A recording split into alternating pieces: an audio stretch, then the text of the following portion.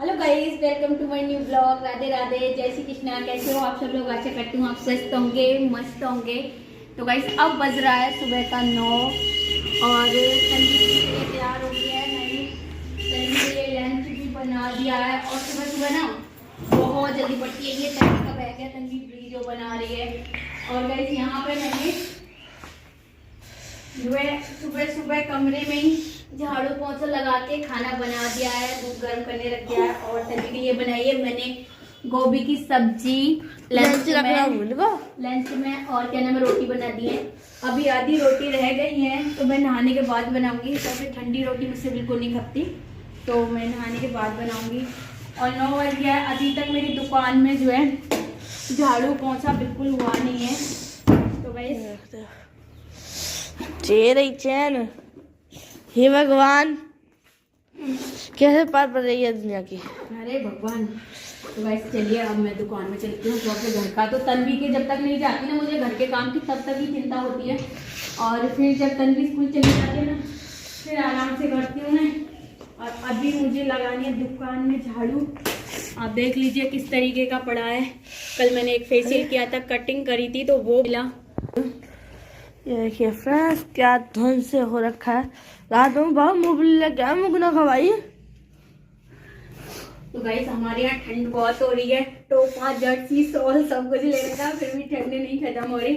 तो देखिए किस तरीके का सामान वगैरह लगाया था ना तो ज्यादा गंदी हो रही है। और कुछ एक फेशियल भी किया था कल मैंने, और फेशियल किया था, वैक्स वगैरह करी थी तो उसका भी बहुत ज्यादा गंदा हो रहा है। तो ये मैं सारा क्लीन करके आप लोगों को दिखाती हूँ। और कल तो बहुत ही ज्यादा बिजी रही, कल जो आपके सामने ब्लॉग में कपड़े लगाए थे। और कल हमारी दुकान लगने के बाद, ठीक है, और लगने से पहले ये हाल। ये जो है कल तौलिया में जो है जब फेशियल वगैरह करती हूँ तो एक बार यूज करके धो देती हूँ।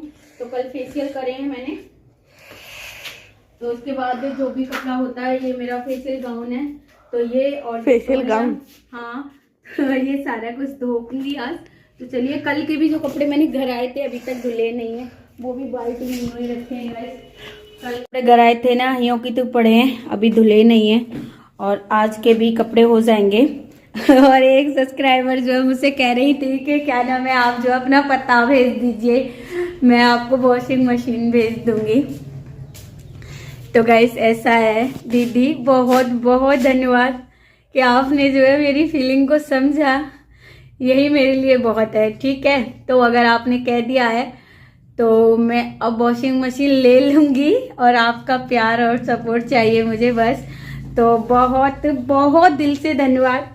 और कुछ ही दिन में जो है आपकी बहन की वॉशिंग मशीन आ जाएगी, मैं लेके आऊँगी क्योंकि बहुत ज़्यादा दिक्कत आ रही है। काम मुझसे कवर नहीं हो पाता है, काम ज़्यादा हो जाता है और समय कम रहता है। तो कई बार मेरे कपड़े रह जाते हैं, धुल नहीं पाते, कस्टमर आ जाते हैं, छोड़ देती हूँ तो जैसे तैसे नहाना तो हो जाता है पर कपड़े रह जाते हैं। तो आपने कहा है तो अब जल्दी आ जाएगी। वैसे तो मैं सोच रही थी कि वॉशिंग मशीन ले लूँ और धीरे धीरे अब मैं कुछ करने लगी हूँ तो सामान जो भी ज़रूरत के हैं लूँगी।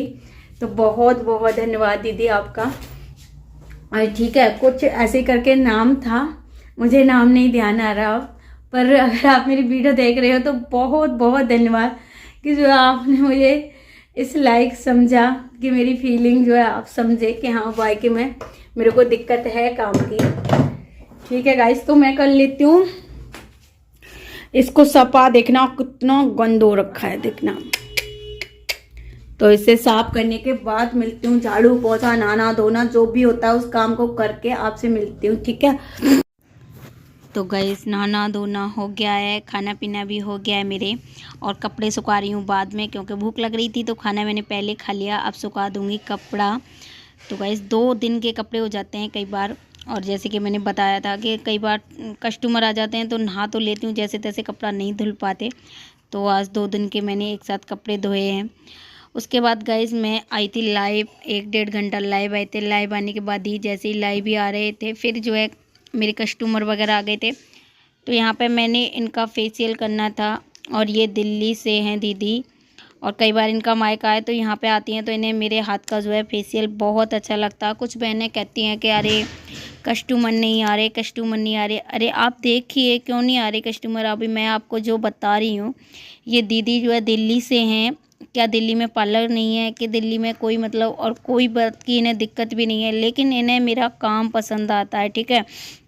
तो दिल्ली के होने के बाद भी ये यहाँ से काम करा के जाती हैं। इनके भी 2 बेनिफिट हैं, एक तो चार्ज कम लगता है गांव के हिसाब से, और काम इन्हें अच्छा मिल जाता है, जो इन्हें चाहिए होता है वो मिल जाता है। तो इस वजह से जो है गांव में कराती हैं, वरना इन्हें मेरे पास कराने का कोई शौक़ नहीं है कि दिल्ली को छोड़ के जो है गाँव में फेशियल कराएँ। पर गाँव में फेशियल कराने का इनका यही उद्देश्य है कि मेरा काम इन्हें पसंद आता है, और चार्ज भी दिल्ली जैसे नहीं है। दिल्ली में जैसे सैलूनों में, पार्लरों में बहुत हाई फाई रेट होते हैं, मेरा पार्लर घर में ही है, तो मैं चार्ज भी उसी हिसाब से लेती हूँ, क्योंकि मुझे रेंट भी नहीं देना पड़ता, और दिल्ली की तरह हमारे यहाँ बिल का भी जो है उतना नहीं जाता खर्चा, तो उसी हिसाब से जो है हम चार्ज लेते हैं। तो इनका 2 बेनिफिट हैं, एक तो काम इन्हें अच्छा मिलता है, दूसरा इनका जो है पैसा कम जाता है, तभी ये जो है दिल्ली से आके यहाँ फेशियल कराती हैं। तो मैं यही कहना चाहती हूँ बहनों से कि आप जो है ये देखिए आप काम में कहाँ कमी कर रहे हो। ऐसा नहीं है कि कस्टमरों की किसी की दुश्मनी होती है, उन्हें जहाँ काम अच्छा लगता है वहीं आते हैं वो। तो आप देखिए कहीं ना कहीं आप कमी कर रहे हो, तभी कस्टमर नहीं आते। और एक और बात, एक बहन कह रही थी कि दीदी आप जो है ये और बता दीजिए, शायद उनका नाम रीना है, कल उन्होंने कमेंट किया था दोबारा कि जो है भगवान ने मुझे बुद्धि नहीं दी है। तो देखिए आप ऐसा सोच रही हो कि भगवान ने आपको बुद्धि नहीं दी है, जब आपने पार्लर सीख लिया है तब आपको बुद्धि आपने भगवान ने दी है। इतना काम कर सकते हो, थ्रेडिंग कर लेते हो, फेशियल कर लेते हो, आप मेकअप कर लेते हो। इस काम के लिए जब आपने भगवान ने आपको बुद्धि दी है, तो देखिए हिसाब लगाने के लिए भी आपको बुद्धि दी है भगवान ने। ऐसा आप सोच रहे हो अपने आप के बुद्धि नहीं दी है। जैसे ही आपके पास पैसे आएंगे, आप डेली हिसाब लगाओगे, तो वो सारी चीज़ें ऑटोमेटिकली आपको आने लगेंगी, ठीक है। आप जो है परेशान मत हुइए कि आपको जो है हिसाब लगाना नहीं आता। तो इस बात को लेके आप मत रुकिए आगे बढ़ने से कि आपको हिसाब लगाना नहीं आता। देखिए मैं भी कोई उतना ज़्यादा पढ़ी लिखी नहीं हूँ, मुझे भी ऐसा लगता था कि जो है मैं कुछ आगे हिसाब वगैरह नहीं लगा पाऊँगी। तो सब जब हम काम करते हैं ना, धीरे धीरे सब आने लग जाता है।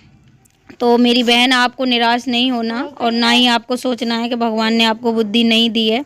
आप काम करिए, और जब आपके पास पैसा आएंगे और आपको देने पड़ेंगे और लेने पड़ेंगे, तो ऑटोमेटिकली आपको हिसाब लगाना भी आ जाएगा, ठीक है। जब तक पैसे नहीं आ रहे और आप दे रहे नहीं हो, किसी से ले रहे नहीं हो, तब तक ही आपको लग रहा है, ठीक है। तो आपके कमेंट का जवाब मैंने दे दिया है।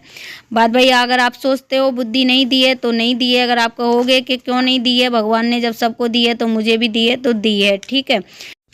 तो गाइस आज का ब्लॉग बस यहीं तक था। ब्लॉग कैसा लगा कमेंट में ज़रूर बताना। चैनल पर नए हो तो चैनल को सब्सक्राइब कर लेना, और ब्लॉग पसंद आए हो तो एक लाइक कीजिएगा। बाय बाय, फिर मिलेंगे नेक्स्ट ब्लॉग में। जब तक के लिए स्वस्थ रहिए, मस्त रहिए।